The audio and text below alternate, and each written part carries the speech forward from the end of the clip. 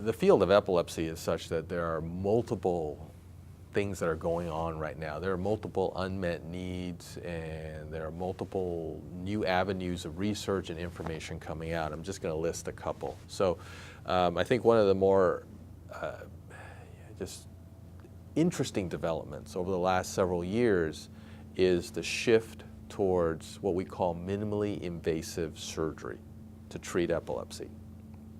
So we've known for the last 50 years that in patients with certain types of seizures, surgical treatment or surgical removal of the seizure focus is the best way to make that patient seizure free.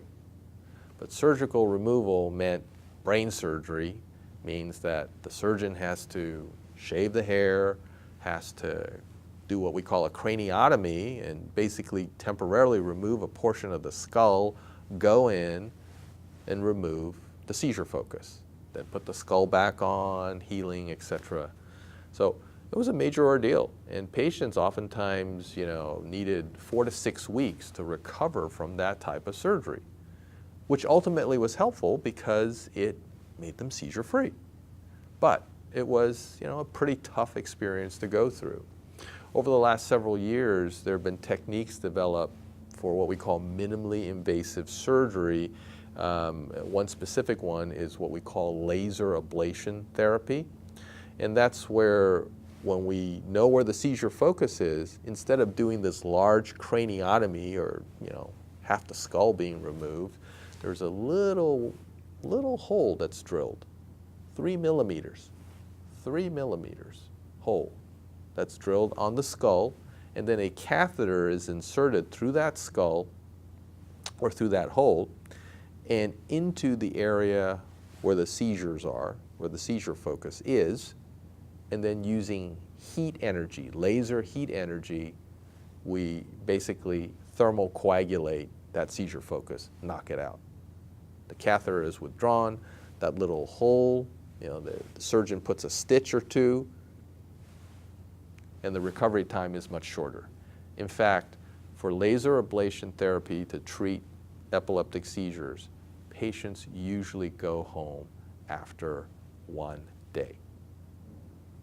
The length of stay is 1 day after laser ablation therapy, compared to anywhere from 3 to 5 days for traditional open craniotomy procedures. And the other thing is as opposed to sort of taking 4 to 6 weeks to heal, most people are up and about in several days. In fact, I had one patient, a young man, who had this laser ablation treatment, and a week later his dad calls me up. And every time I get a call from a dad a week after surgery, I'm always thinking, oh heck, hopefully nothing bad has happened. Well, he called up and he said, I just had a question. We were just outside playing basketball for a couple of hours, and I didn't even realize it, and I'm just calling to say, is there something I should do? And I'm like, well, is he okay? He goes, oh yeah, he's fine. He wants to go out and play again, but I just realized that we just had surgery last week. And I said, do not play basketball. I'm glad to hear he's doing great and feeling well enough that he wants to play basketball, but do not play basketball. Okay. At least not for another couple of weeks. My point is that people just heal up very quickly, and they recover quickly, and their quality of life comes back quite a bit faster than if you had an open craniotomy. So laser ablation therapy is one of those newer therapies that are out there. I think there are also a couple of fascinating research avenues now that are being used in patients with epilepsy. The area of what we call brain-computer interface or brain-machine interface.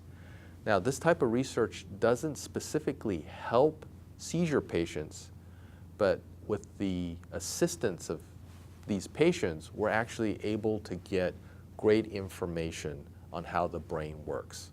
So just to give you an example, right now, patients can type words on a computer screen without speaking or moving their arm.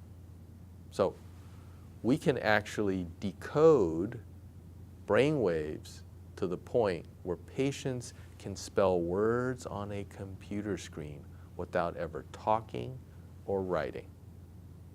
And that gets us into the realm of almost science fiction, but it's not. This is reality now.